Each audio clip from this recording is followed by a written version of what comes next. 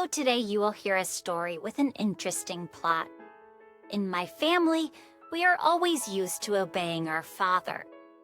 He was a very strict person, but he was engaged in our upbringing alone since childhood. I had a sister with whom we always communicated well. Mother left this world when we were very young, and the whole burden of education had to be taken on by the father. He had an excellent business, achieved great heights, and provided for my sister and me. But at the same time, we did not grow up with everything ready. Father always made us learn and achieve everything ourselves. He paid us for a good school and taught us how to be in this life in order to achieve something. His upbringing was somewhat harsh, but it gave us good preparation for independent living. This especially affected my sister. She always used a cold calculation, which helped her achieve certain heights in this life. I was a softer person. I had a good education, which allowed me to find a decent job, but I never rushed forward. Everything suited me at the current level. My father was proud of his sister and constantly set her as an example to me, saying that I needed to be tougher. But at the same time, he said that one should always remain human. Father never went over the heads. All that he earned was the result of hard work and a tough attitude towards himself. Despite his great fortune, my father was law-abiding, and he taught us never to cross the red line, because this will not end in anything good, so it will not work out to reach real heights. When we were already quite adults and lived on our own, leaving our parental home, my father became very ill. My sister and I often visited him in the hospital. I loved my father very much, and it was hard for me to see him in such a helpless state. The picture did not fit in my head that such a strong and strong-willed person was now chained to a hospital bed. And my sister and I understood that my father did not have long. Since in my personal life and love stories, I was never particularly lucky. I always came across girls who looked at my status. They only needed my money. It all showed up pretty quickly, and its relationships did not last long. I would like to find a person who would just love me for who I am. I had a very faithful friend, Katya. She and I have been friends since we were very young.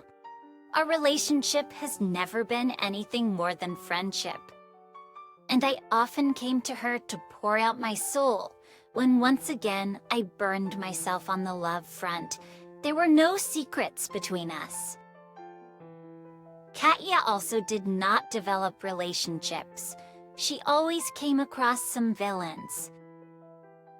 In this, our destinies were similar, and our communication helped to survive such hardships. When my father fell ill, I was able to share my feelings not only with Katya. At that moment, Albina appeared in my life.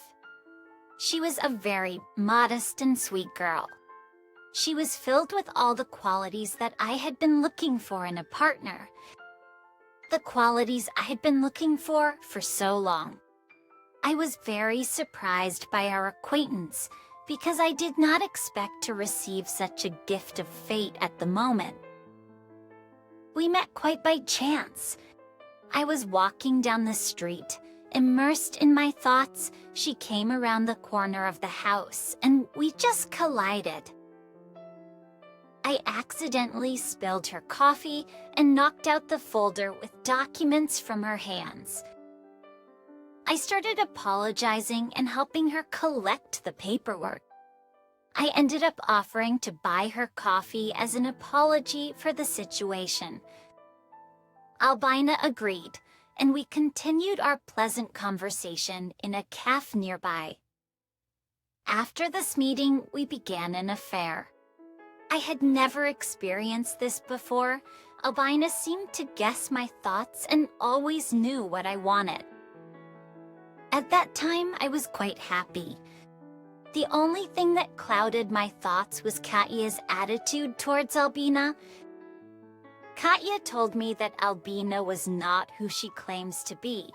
Katya did not see anything good in her sweet speeches. But I still reassured Katya. I was sure that this time I was definitely lucky. A few days later, I received a call from the hospital with the disturbing news that my father had passed away. Although I knew that this would happen soon, it still hurt me a lot. I was shattered. I didn't want to see anyone these days. But after the death of my father, there was soon to be a meeting on the disclosure of my father's will, and I had to get together to go there. That evening, I was sitting at home and saw that some unknown number called Albina. For some reason, I saw it well and remembered it. He seemed very familiar to me. Albina ran up, grabbed the phone, and went to talk to another room. With curiosity, I dialed this number on my phone, and it turned out to be my sister's number.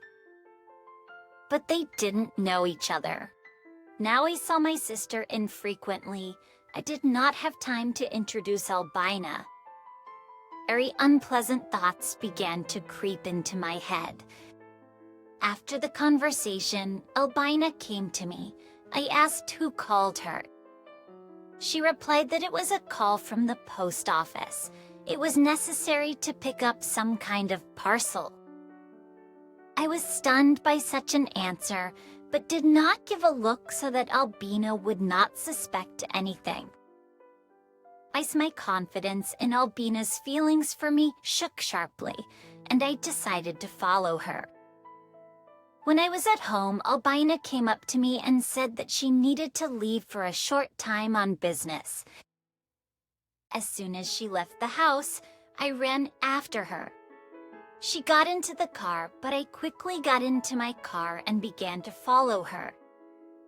And to our great surprise, we drove right up to my father's house, where my sister lived at that time. I did not want to interfere with their conversation, so I decided to follow them in another way. But as a child, I liked to monitor the work of our video surveillance system. I knew by heart all the work of this system. Unnoticed, I entered the guard's room.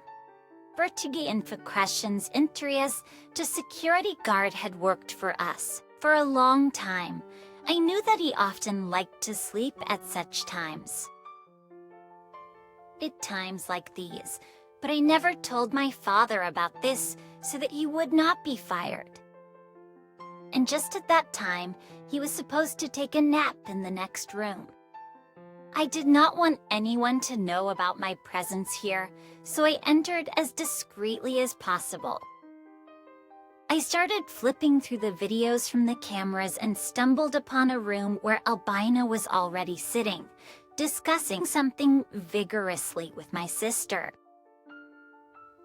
Then I heard some very unpleasant things. My sister was discussing a plan to put me behind bars so that all the inheritance from my father would go to her. The fact is that my father clearly indicated in his will, and he repeatedly told us that if we follow the crooked path of lawlessness, then we will not get anything from his estate. Thus, if my sister puts me behind bars, she would get everything, and my life would have a very sad future. At that moment, I felt like I got an electric shock. This is a betrayal of my sister, Albina, who was sent to me by my sister so that she could get closer to me and set me up. My sister knew what kind of girls I like, and sent exactly the one with whom I would be happy and not suspect anything. From the dialogue on camera, I heard that my sister had prepared a bunch of documents that testified to my illegal money laundering, for which I should have been put behind bars for a long time. An albino would have received a considerable reward for this. I was definitely not ready for such meanness. I was at a loss, and the only thought that came to me was to go to Katatja and tell her everything. I was also smart enough to copy the video to myself. It was a very correct decision.